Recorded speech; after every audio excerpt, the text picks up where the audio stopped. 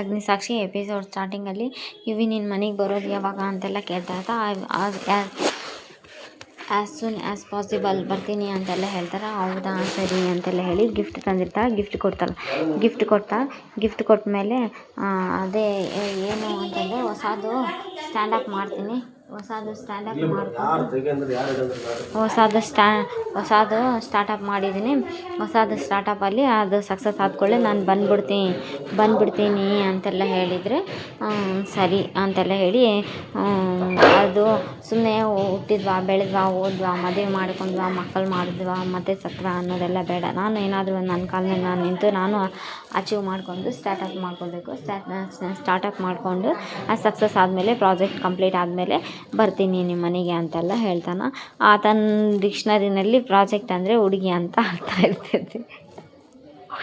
Next ಸರಿ ಬರ್ತೀನಿ, ಮನೇಲಿ ಎಲ್ಲರೂ ಕಾಯ್ತಾ ಇರ್ತಾರೆ ಅಂತ ಸರಿ ಅಂತೆಲ್ಲ ಹೇಳಿ ಬಾಯ್ ಅಂತ ಹೇಳಿ ಈ ಕಡೆ ಮನೆಯಲ್ಲಿ ಸಾಕ್ಷಿ ಮತ್ತು ಅದಿತಿ ಇಬ್ಬರು ಮನೆಗೆ ಬರ್ತಾರೆ. ಸಾಕ್ಷಿ ಅದಿತಿ ಇಬ್ಬರು ಮನೆಗೆ ಬಂದಾಗ ಗೋಪಣ್ಣ ಕೋಪ ಮಾಡ್ಕೊತಾರೆ. ಗೋಪಣ್ಣ ಕಾಫಿ ನೀರು ತಗೊಂಬಂದು ಕೊಡ್ತಾರೆ. ಹಿಂಗೋ ಮಳೆ ಇದಾಗಿ ಬಿಸಿಲು ಸುಡ್ತಾ ಇದೆ, ನೀರು ಕುಡೀರಿ ತಂಪು ಅನಿಸುತ್ತೆ ಅಂತೆಲ್ಲ ಹೇಳಿದ. ಸರಿ ಗೋಪಣ್ಣ ನೀರು ಕೊಡಿ ಅಂತ ನೀರು ಕುಡಿತಾರೆ. ಅಗ್ನಿ ಸಾರು ನೀರು ತೊಗೊಂಡಿದ್ದೆ ಬೇಡ ಅಗ್ನಿ ಸಾರು ತುಂಬ ಕೋಪದಲ್ಲಿ ತುಂಬ ಕೆಟ್ಟ ಪದಗಳಲ್ಲಿ ಬೈದು ಬಿಟ್ಟಾರ. ಬೇಡ ಗೋಪಣ್ಣ ಕೇಳಿಸ್ಕೊಬೇಡ, ನನಗೆ ಕೇಳಿಸ್ಕೊಳಕ್ಕಾಗಿಲ್ಲ ಅಷ್ಟು ಕೆಟ್ಟ ಪದಗಳೆಲ್ಲ ಏನೋ ಹೇಳಿಯಾ ಅಂತೆಲ್ಲ ಹೇಳಿದೆ. ಏನೂ ಇಲ್ಲ ಅಂತೆಲ್ಲ ಹೇಳ್ದ. ಇದು ಸುಮ್ಮನೆ ಆತ ಏನೋ ಬೈದಿರಲ್ಲ, ಸುಮ್ಮನೆ ಚಾಡಿ ಹೇಳ್ತಾ ಇರ್ತಾಳ ಗೋಪಣ್ಣನ ಮುಂದೆ. ಅಗ್ನಿ ಹಿಂಗೆ ಕಂಡುಬಿಟ್ಟಿದ ಕೂಡಲೇ ಗೋಪಿ ಹೆದರ್ಕೊಂಡು ಗಾಬರಿ ಆಗಿ ತಾನೇ ನೀರು ಕುಡಿದ್ಬಿಟ್ಟು ಈ ಕಡೆ ಇದ್ದು ಹಲೋ ಗಾಯ್ಸ್ ಗುಡ್ ನ್ಯೂಸ್ ಅಂತೆಲ್ಲ ಹೇಳಿ ಅರವಿಂದ್ ಸರ್ ಬರ್ತಾರೆ. ಅರವಿಂದ್ ಸರ್ ಗುಡ್ ನ್ಯೂಸ್ ಅದು ಭಂಡಾರಿಯವ್ರು ಫೋನ್ ಮಾಡಿದ್ರು.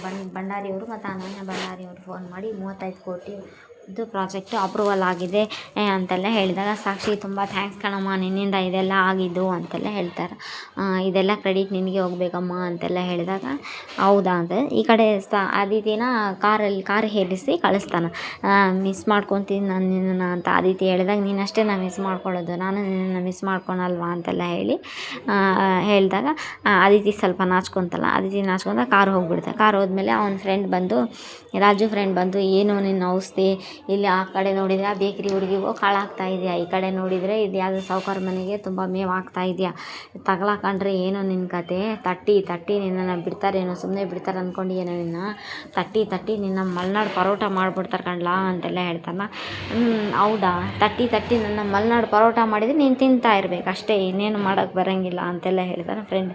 ಹೌದು ಅಲ್ಲಪ್ಪ, ನಾನು ನಿನ್ನನ್ನು ರಾಜು ಅಂತ ಕರೀಲ್ಲ, ಇವ್ವಿ ಅಂತ ಕರೀಲ್ಲ, ಏನಂತ ಕರಿಬೇಕಾ ನಾನು ಹೇಳಲೇಬೇಕಾ ನಿನಗೆ, ಏನಂತ ಕರಿ ಅಂತ ನಾನು ನಿನಗೆ ಹೇಳಲೇಬೇಕಾ ಅಂತೆಲ್ಲ ಹೇಳಿ ತಮಾಷೆ ಮಾಡ್ತಾ ಇರಬೇಕಾದ್ರೆ ಇವಾಗ ಈ ಕಡೆಯಿಂದ ಇಬ್ಬರು ಕ್ಲೋಸ್ ಫ್ರೆಂಡ್ಸೇ ಇರ್ತಾರೆ. ಅವರಿಬ್ಬರು ಕ್ಲೋಸ್ ಫ್ರೆಂಡ್ಸೇ ಇರೋದ್ರೆ ಒಬ್ರಿಗೊಬ್ರು ಹಾಗೆ ಮಾಡ್ಕೊತು ಇದು ಮಾಡ್ತಾರೆ.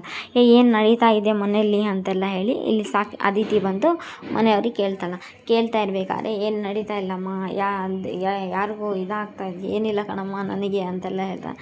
ಹೌದಾ ಏನು ಡ್ಯಾಡಿ ಏನಪ್ಪ ಅಂತ ಕೇಳಿದಾಗ ಅದೇ ಏನಿಲ್ಲಮ್ಮ ಖುಷಿ ವಿಚಾರ, ಭಂಡಾರಿ ಮತ್ತು ಅನನ್ಯ ಭಂಡಾರಿ ಅವರು ಸಾಕ್ಷಿ ಬಗ್ಗೆ ಎಷ್ಟು ಹೊಗಳಿದಾರ ಅಂತ ಹೇಳೋಕ್ಕೆ ಆಗಲ್ಲ, ಅಷ್ಟು ಹೊಗಳಿದಾರ ನೋಡು ಅಂತೆಲ್ಲ ಹೇಳ್ದೆ.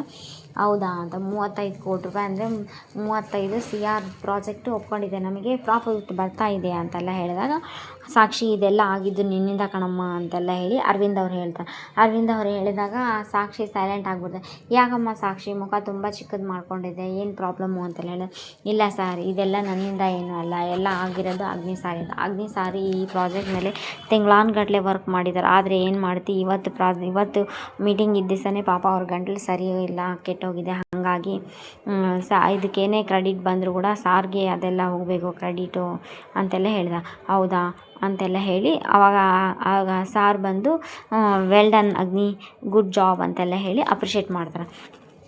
ಅಪ್ರಿಷಿಯೇಟ್ ಮಾಡಿದ್ದು ನೋಡಿ ಇಲ್ಲಿ ಎಲ್ಲರೂ ಖುಷಿ ಪಡ್ತಾರೆ. ಯಾಕಂದರೆ ಅಗ್ನಿನ ಅಪ್ರಿಷಿಯೇಟ್ ಮಾಡಿರ್ತಾನಲ್ಲ ರೇವತಿ ಮತ್ತು ಆಮೇಲೆ ಅವ್ರ ತಂಗಿ ಅದಿತಿ ಎಲ್ಲರೂ ಖುಷಿ ಪಡ್ತಾರೆ. ಎಲ್ಲರೂ ಖುಷಿ ಪಟ್ಟಿರ್ಬೇಕಾದ್ರೆ ಸಾಕ್ಷಿ ಹೇಳ್ತಾಳೆ, ನಂದೇನೂ ಇಲ್ಲ ಸರ್, ಎಲ್ಲ ಅಗ್ನಿ ಸಾರದೆ ಇದೆಲ್ಲ ಅಂತೆಲ್ಲ ಹೇಳಿ ಎಕ್ಸ್ಕ್ಯೂಸ್ ಕೇಳ್ತಾ. ಆಮೇಲೆ ಈ ಕಡೆಯಿಂದ ಎಲ್ಲರೂ ಅವ್ರ ರೂಮ್ಗೆ ಅವ್ರವ್ರು ಹೋಗ್ಬಿಡ್ತಾರೆ. ಯಾರೋ ಏನೋ ಕೇಳಿದರೆ ಆ ಕಾಂಟ್ರಾಕ್ಟ್ ಫೈಲ ನನ್ನ ಹತ್ರ ಇದೆ, ಕಾಂಕ್ರೀಟಿಂದ ಲಿಸ್ಟ್ ಕೊಡ್ತೀನಿ ತಡಿ ಅಂತೆಲ್ಲ ಹೇಳಿ ಅರವಿಂದ್ ಸರ್ ಹೋಗ್ಬಿಡ್ತಾರೆ. ಅರವಿಂದ್ ಸರ್ ಹೋದ್ಮೇಲೆ ಮತ್ತು ಅವ್ರ ಮಗಳು ಎಲ್ಲರೂ ಅವರ ರೂಮಿಗೆ ಅವ್ರವ್ರು ಹೋಗ್ತಾರೆ. ಅವ್ರು ಹೋದ್ಮೇಲೆ ಮತ್ತು ನಾನು ಹೇಳಿಲ್ಲ ಬ್ರೋ, ನಿನಗೆ ಅರ್ಥ ಮಾಡ್ಕೊ ನೀನು ಅಂತ ಹೇಳಿದರೆ ನೀನು ಕೇಳಿಲ್ಲ. ಫಸ್ಟು ಅವರಿಬ್ಬರು ಎಷ್ಟು ದ್ವೇಷ ಮಾಡ್ತಾಯಿದ್ರು, ಈಗ ಅವರಿಬ್ಬರ ಮಧ್ಯದಲ್ಲಿ ಅಷ್ಟೇ ಪ್ರೀತಿ ಇದೆ, ಅಷ್ಟೇ ಲವ್ ಇದೆ ಅಂತೆಲ್ಲ ಹೇಳ್ತಾ ಇದ್ದ. ನೀನು ಹೇಳ್ತಾ ಇರೋದು ನಿಜಾನಾ ಅಂತೆಲ್ಲ. ನೀನು ಈ ಥರ ಹೇಳಿ ಹೋಗ್ಬಿಟ್ರೆ, ಶಾಕ್ ಕೊಟ್ಟು ಹೋಗ್ಬಿಟ್ರೆ, ಅದೇ ಶಾಕ್ ಆಗಲಿ ಅಂತಲೇ ಹೇಳಿದ್ವು ಅಂತೆಲ್ಲ ಹೇಳ್ತಾ. ಅದೇ ಟೈಮಿಗೆ ಸಾಕ್ಷಿ ಇಲ್ಲಿ ಅದಿತಿ ರೂಮ್ ಒಳಗಿದ್ದ. ಸಾಕ್ಷಿ ಬಂದು ಡೋರು ಲಾಕ್ ಮಾಡ್ತಾ. ಅವಾಗ ಏನು ಬಾ ಸಾಕ್ಷಿ ಅಂತೆಲ್ಲ ಹೇಳ್ತಾ.